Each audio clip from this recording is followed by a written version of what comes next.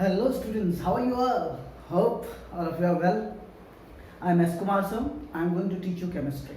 First of all, before entering into the 10th standard, I would like to share some of the views as what the students thinks. सबसे पहले आप लोगों को मैं बता दूं कि 10th स्टैंडर्ड में आते ही स्टूडेंट इतना अलर्ट क्यों हो जाता है, क्योंकि उन्हें ऐसा लगता है कि 9th स्टैंडर्ड तक तो ठीक था, टीचर्स ने किसी तरह से अच्छे मार्क्स भी दे दिए, अच्छे रैंक भी मिल गया, क्लास में नंबर 1 भी पोजीशन भी मिल गया। बट 10th में आते ही उनको ऐसा डर लगने लगता है कि नहीं, ये बोर्ड है, इसमें ध्यान से पढ़ना पड़ेगा तभी जाकर, क्योंकि यहाँ पे स्कूल के सर चेक नहीं करने वाले हैं, सीबीएसई बोर्ड चेक करेगा, अदरवाइज गुजरात बोर्ड चेक करेगा या कोई भी स्टेट बोर्ड चेक करेगा। इसीलिए हम लोग थोड़ा अलर्ट हो जाते हैं, थोड़ा डर भी जाते हैं कि रियली सचमुच में ऐसा तो कुछ नहीं होगा कि मतलब बहुत हार्ड होने वाला है और चेकिंग में, फिर इसलिए सारे स्टूडेंट जो है ध्यान एकदम केंद्रित होकर के पढ़ना चालू करते हैं।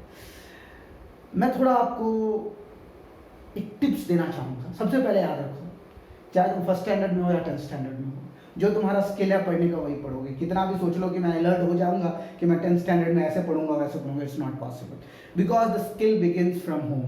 whatever your parents had taught you that how to read, how to study, how to do self study, the same way you are going to learn till either BTech, MTech, PhD, whatever you are going to study, the skill will be the same. Yeah, method you can change, but the skill will be same. Are you understanding or not? देखो, आप tension मत लो, कोई भी चीज़ ऐसा मत सोचना कि 10th में आ गए तो अब थोड़ा सीरियसली। जब भी स्टूडेंट्स माइंड पे प्रेशर आता है तो उसे ऐसा लगता है कि नहीं मैं अब पढ़ूंगा और उसको घबराना चालू हो जाता है, नर्वस हो जाता है, उसको याद नहीं रह पाता। तो सबसे पहले मैं आपको बता दूं कि 10th स्टैंडर्ड में जैसे हम लोग जाते हैं, नॉट एन इशू, जो भी होगा we will study with enjoyment. ये एक माइंड में रहना चाहिए। अगर स्टडी को एकदम बोर्ड लोगे, एकदम कंसंट्रेट पीएचडी स्कॉलर की तरफ पढ़ोगे, then I hope that you will become a scientist. But अगर स्टडी को एंजॉयमेंट के साथ पढ़ोगे ना, yes I know this question is in math, I can answer this question in science, you will feel enjoyment and that is the way that you should study. यही एक method है जिससे आपको पढ़ने में भी मजा आएगा और होमवर्क्स बनाने में, मेमोराइज करने में, लर्न करने में, ये सारा मजा आने वाला है। तो स्टूडेंट्स, सबसे पहले मैं बता दूं आपको, मैं हूं एस कुमार सर और मैं आपको पढ़ाने वाला हूं क्लास 10 साइंस, जिसका केमिस्ट्री पार्ट। सबसे पहले मैं आपको बता दूं व्हाट इज साइंस। आप लोगों ने फर्स्ट स्टैंडर्ड या 5th स्टैंडर्ड से लेके 9th स्टैंडर्ड तक साइंस पढ़ा होगा। साइंस किसको कहते हैं? Science is the systematised knowledge of all the natural phenomenon gain by human. जितनी भी नेचुरल फेनोमेनन हुए, जो भी प्राकृतिक घटना होते हैं, चाहे प्राकृतिक घटना हो, सिंथेटिक मटेरियल्स या फिर ओल्डन बाग्स के जो हम लोग कपड़े पहनते थे, प्लांट के जो ट्री और बाग्स होते थे उनका जो कपड़ा पहनते थे, तब से लेकर के आज जो फैशनेबल कपड़े पहने, मतलब एक एक करके जितने भी नेचुरल फेनोमेनन हुए हैं, हर एक नेचुरल फेनोमेनन की जो नॉलेज है, उसी ज्ञान को हम लोग साइंस कहते हैं। Means science is the systematised knowledge of all the natural phenomenon gained by human being respectively. There are 3 branches of science: physics, chemistry, biology. Physics, that branch of science in which we deals about all the natural phenomena. Science का main मकसद physics ही था, याद रखना। That branch of science in which we deals all the natural phenomena, जैसे gravitational हो गया, force हो गया, सारा चीज हम लोग physics में पढ़ेंगे। That branch of science in which we deals about atom, molecules, reactions, matter के जितने भी एक्शन रिएक्शंस होते हैं हम लोग केमिस्ट्री में पढ़ेंगे। और biology, that branch of science in which we specially deals about the living organism. मैं आपको पढ़ाने वाला हूँ केमिस्ट्री। केमिस्ट्री किसको कहते हैं? अभी जस्ट मैंने बताया, that branch of science in which we deals about atoms, molecules, reactions, properties of matters, each and everything we are going to deal in chemistry.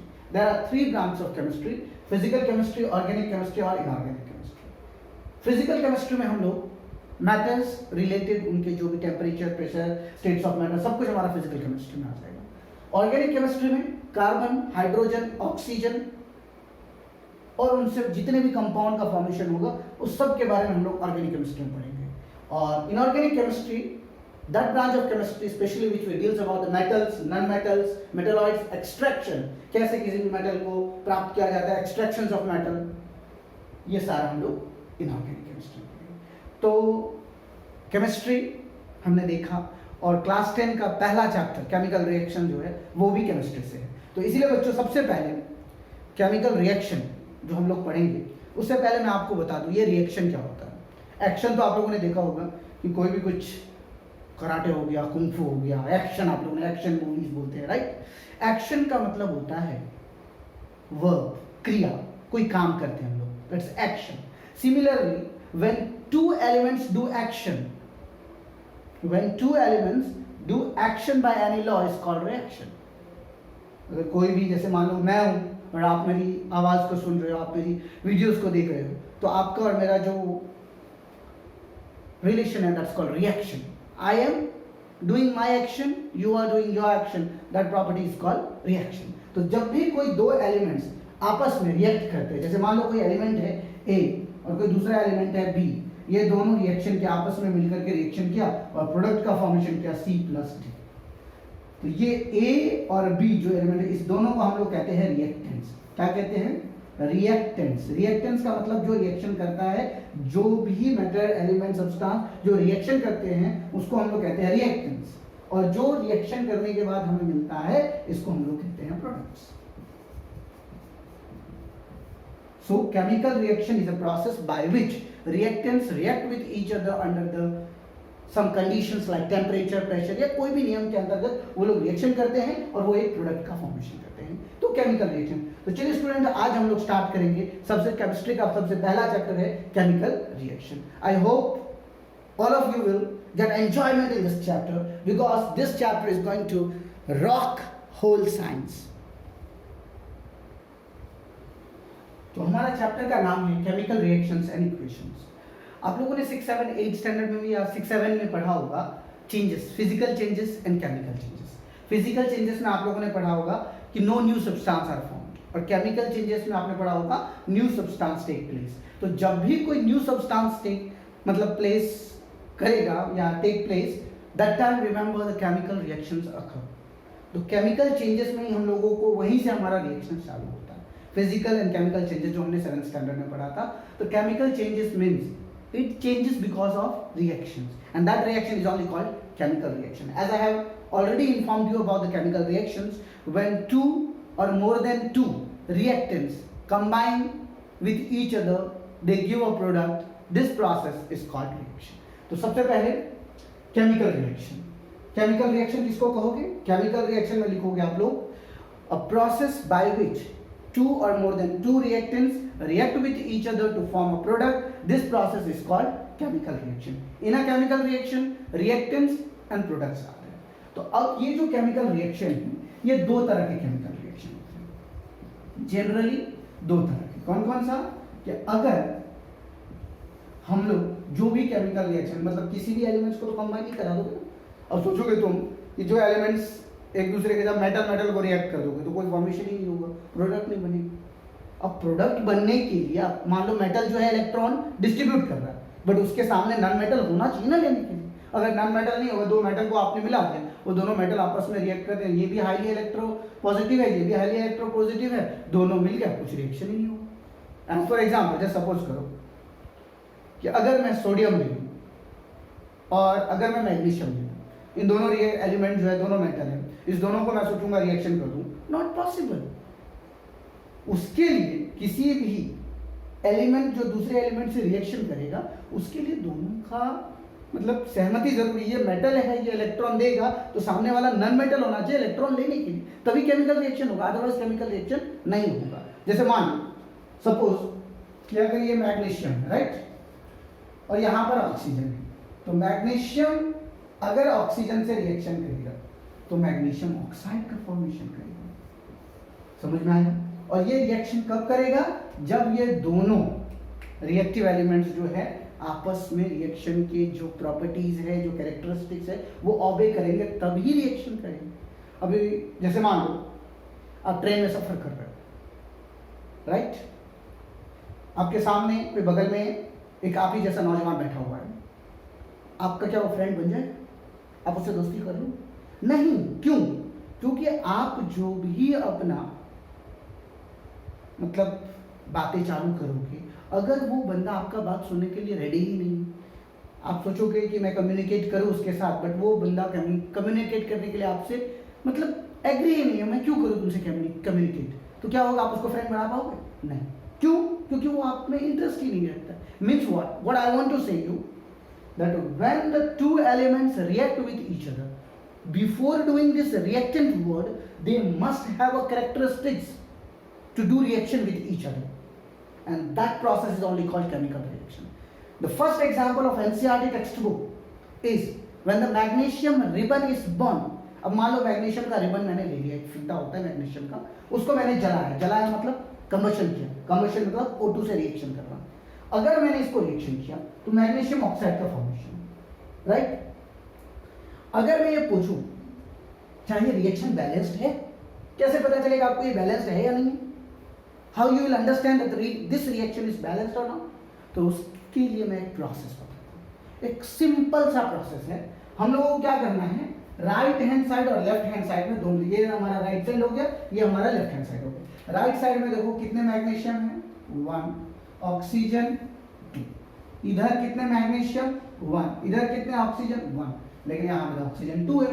तो अगर इस ऑक्सीजन को 2 करना है तो आगे में हम लोग 2 कर देंगे, तो अब हमारा 2 ऑक्सीजन हो गया और 2 मैग्नीशियम हो गया, इधर एक ही मैग्नीशियम है तो हम लोग क्या करेंगे, यहाँ पे 2 लिख देंगे। तो क्या हो गया, ये 2 मैग्नीशियम 2 ऑक्सीजन 2 मैग्नीशियम 2 ऑक्सीजन। तो ये क्या हो गया, हमारा रिएक्शन कैसा हो गया, ये रिएक्शन हमारा बैलेंस्ड रिएक्शन हो गया, बैलेंस्ड रिएक्शन। इस रिएक्शन को कौन सा रिएक्शन कहेंगे, बैलेंस्ड रिएक्शन। बैलेंस्ड मतलब जानते हो ना, सब्जी खरीदने गए हो कभी मार्केट, जब सब्जी खरीदने हम लोग जाते हैं तो देखना बैलेंस वेट लेता है, तराजू लेता है। तो एक साइड में वो जो है मास डालता है, 1 किलो का वेट डालता है, और दूसरे साइड में वो मटेरियल डालता है, वो दोनों बराबर, उसको बैलेंस बोलते हैं, इसीलिए उसको बैलेंस वेट बोलते हैं। बैलेंस वेट का मतलब दोनों साइड बराबर होना चाहिए, लेफ्ट हैंड साइड और राइट हैंड साइड। ये भी वही रिएक्शन है, ये भी वही बैलेंस रिएक्शन है। अगर left hand side is not equal to right hand side, means it is not a balance reaction. अगर left hand side is equal to right hand side, then remember it is a, what is it, balanced reaction. When both the sides are equal, balanced reaction, and when both the sides are not equal, unbalanced or skeleton reaction. जैसे मानो मैं तुमको एक reaction देता हूँ, H2 plus O2 is equal to H2, और मैं तुमको पूछूंगा क्या ये रिएक्शन बैलेंस है, तो क्या करोगे तुम? सबसे पहले लेफ्ट हैंड साइड में जितने भी नंबर है, जैसे मान लो लेफ्ट हैंड साइड में एलिमेंट है, लेफ्ट हैंड साइड और राइट हैंड साइड, ये हमारा लेफ्ट हैंड साइड हो गया, ये right hand side. Left hand side में हाइड्रोजन है और oxygen, right. Left hand side में हाइड्रोजन 2 ऑक्सीजन 2, और राइट हैंड साइड में हाइड्रोजन 2 और ऑक्सीजन 1, राइट। तो डेफिनेटली है 2 इज नॉट इक्वल टू 1, तो ये रिएक्शन हमारा अनबैलेंस्ड रिएक्शन है, जिसको हम लोग स्केलेटन रिएक्शन करते हैं। तो अगर अनबैलेंस्ड रिएक्शन को तुम्हें बैलेंस करना है तो क्या करोगे, देखो ये O2 जो है या H2 है वो वैलेंसी का है। अगर वैलेंसी आप लोगों को नहीं आती है तो मैं नीचे में एक लिंक दूंगा, उस लिंक के थ्रू आप लोग वैलेंसी के बारे में जान सकते हो। अब आ जाओ, अगर आपको ये रिएक्शन बैलेंस करना है, कैसे करोगे, how to balance a reaction, very easy, बहुत ही आसान है। अब आपको खुद सोचो, इधर मेरा 2 ऑक्सीजन है और इधर मेरा 1 ऑक्सीजन है। अगर मुझे इस 2 को यहाँ पे करना है, अगर मैं आगे में 2 डाल दूं तो क्या ये मेरा 2 ऑक्सीजन हो गया, 2 तो ऑक्सीजन हो गया, लेकिन हाइड्रोजन कितना हो गया, 2 2 जा 4 हाइड्रोजन, तो यहाँ पे भी 2 डाल देंगे, तो 4 हाइड्रोजन 2 ऑक्सीजन, 4 हाइड्रोजन 2 ऑक्सीजन। तो याद रखना बच्चों, किसी भी केमिकल रिएक्शन को बैलेंस करने के लिए, किसी भी केमिकल रिएक्शन को बैलेंस करने के लिए हमें लेफ्ट हैंड साइड के जो रिएक्टेंट्स हैं उसके नंबर ऑफ एटम्स को देखना है, राइट हैंड साइड के जो प्रोडक्ट्स हैं, जो एलिमेंट्स हैं, उनके एटम्स को देखना है। अब उस दोनों एटम का एलसीएम निकाल करके दोनों साइड बैलेंस कर देना। बात समझ में आया? जैसे हेबल प्रोसेस है अमोनिया का, वो बहुत ही इजी क्वेश्चन है। जैसे नाइट्रोजन और हाइड्रोजन को हम लोग रिएक्शन करते हैं तो अमोनिया का फॉर्मेशन होता है, राइट। मान लो नाइट्रोजन है और हाइड्रोजन, N2 और H2, जैसे मान लो ये नाइट्रोजन है और ये हाइड्रोजन है, ये दोनों को रिएक्शन करोगे तो अमोनिया का फॉर्मेशन होता है NH3। अब मुझे बताओ क्या है, पहले सबसे पहले ये बैलेंस्ड रिएक्शन है या स्केलेटन रिएक्शन? स्केलेटन का मतलब हो गया अनबैलेंस्ड रिएक्शन। तो ये हम लोग जानते हैं कि ये बैलेंस रिएक्शन नहीं है। क्यों बैलेंस नहीं है? क्योंकि यहाँ पे देख लो 2 नाइट्रोजन है, यहाँ पे 1 नाइट्रोजन, यहाँ पे 2 हाइड्रोजन, यहाँ पे 3 हाइड्रोजन। तो अब तुम बोलोगे कि सर कैसे होगा? तो देखो यहाँ पे 2 नाइट्रोजन है, अगर हम यहाँ पर 2 डाल दें, बराबर, तो देखो यहाँ पे N2 है तो ये भी हमारा 2N हो गया, लेकिन 3 2 जा 6 हाइड्रोजन हो गया। अगर हम यहाँ पर डाल दें तो 3 2 जा 6 हो गया, N2 plus 3H2 is equal to 2NH3। तो हमारा रिएक्शन क्या हो गया? ये बैलेंस्ड रिएक्शन हो गया। तो किसी भी केमिकल रिएक्शन को अगर आपको बैलेंस करना है, बहुत ही सिंपल सा प्रोसेस है. Number of atoms on the left hand side means reactant side should be equal to the number of atom on the product side. बात समझ में आया? राइट हैंड साइड जो प्रोडक्ट है हमारा और लेफ्ट हैंड साइड जो रिएक्टेंट हमारा, दोनों एलिमेंट्स मतलब दोनों भी जो रिएक्टेंट्स है उनके नंबर ऑफ एटम्स दोनों साइड इक्वल हो गया तो वो रिएक्शन कैसा हो गया? बैलेंस्ड रिएक्शन हो गया. समझ में आ रहा है? किसी भी केमिकल रिएक्शन को बैलेंस करने के लिए हमें क्या करना होता है? Number of atoms on the left hand side and number of atoms on the right hand side should be equal, then that reaction is balanced reaction. Got it? अब आ जाइए केमिकल रिएक्शन कितने टाइप्स के होते हैं. सबसे पहले आपको यह जानना बहुत जरूरी है कि केमिकल रिएक्शन कितने टाइप्स के. तो हमारे एनसीईआरटी टेक्स्ट बुक में जनरली दिया गया है कि ये 4 तरह के केमिकल रिएक्शन. कौन कौन सा? सबसे पहला कॉम्बिनेशन रिएक्शन. कौन सा? Combination reaction. दूसरा है डीकंपोजिशन रिएक्शन. Decomposition reaction. तीसरा है हमारा डिस्प्लेसमेंट रिएक्शन.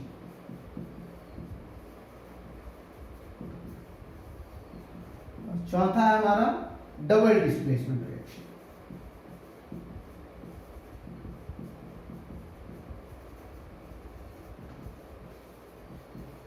और दो तीन चीज और हमें जो इस चैप्टर में पढ़ना है वो है हमारा सबसे पहले न्यूट्रलाइजेशन रिएक्शन.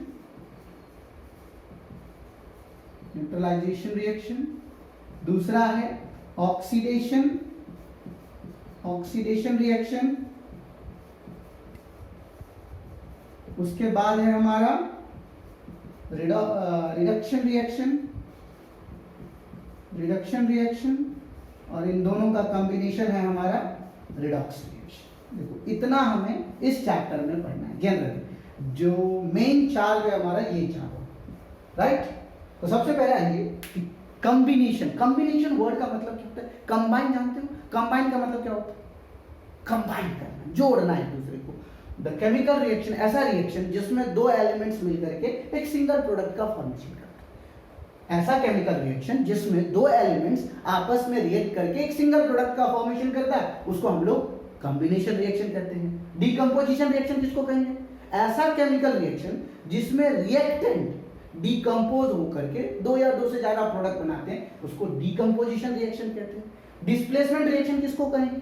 डिस्प्लेसमेंट रिएक्शन का मतलब हो गया कोई कंपाउंड है उसके सामने हाईली रिएक्टिव एलिमेंट हो गया तो ये कंपाउंड का एलिमेंट इसके साथ कंपाउंड बना लिया तो इस तरह के रिएक्शन को डिस्प्लेसमेंट रिएक्शन कहते हैं. और डबल डिस्प्लेसमेंट मतलब कोई 2 कंपाउंड है, ये हाईली रिएक्टिव है, ये भी इससे हाईली रिएक्टिव, दोनों एक दूसरे के आयंस को ट्रांसफर करके डबल डिस्प्लेसमेंट रिएक्शन.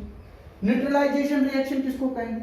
जिसमें स्ट्रॉन्ग एसिड और स्ट्रॉन्ग बेस मिलकर के एक न्यूट्रल प्रोडक्ट का फॉर्मेशन करता है, न्यूट्रलाइजेशन रिएक्शन कहते हैं. ऑक्सीडेशन रिएक्शन किसको कहोगे? जो केमिकल रिएक्शन में जनरली जो रिएक्टेंट है वो ऑक्सीडाइज होता है, addition of oxygen and removal of hydrogen, उसको हम लोग कहेंगे ऑक्सीडेशन रिएक्शन. और जो केमिकल रिएक्शन में एडिशन ऑफ हाइड्रोजन और रिमूवल ऑफ ऑक्सीजन उसको हम लोग रिडक्शन रिएक्शन कहेंगे. और ऐसा रिएक्शन जिसमें एडिशन ऑफ ऑक्सीजन और रिमूवल ऑफ हाइड्रोजन ये दोनों होता है उसको हम लोग रिडॉक्स रिएक्शन कहेंगे. तो आज सबसे पहले मैंने आपको बताया केमिस्ट्री. आज के लिए मैं इसलिए यहाँ पे स्टॉप करना चाहूंगा क्योंकि नेक्स्ट वीडियो में मैं इन सारे जो रिएक्शन है उसका डिफाइन दूंगा, उसके एग्जांपल्स दूंगा, तब आपको बढ़िया से समझाऊंगा.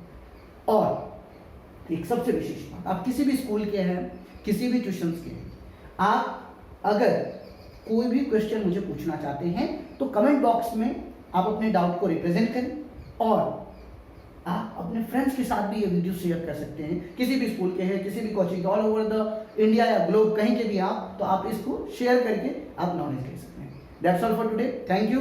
Don't forget to like and subscribe. Share this video with your friends. Thank you very much.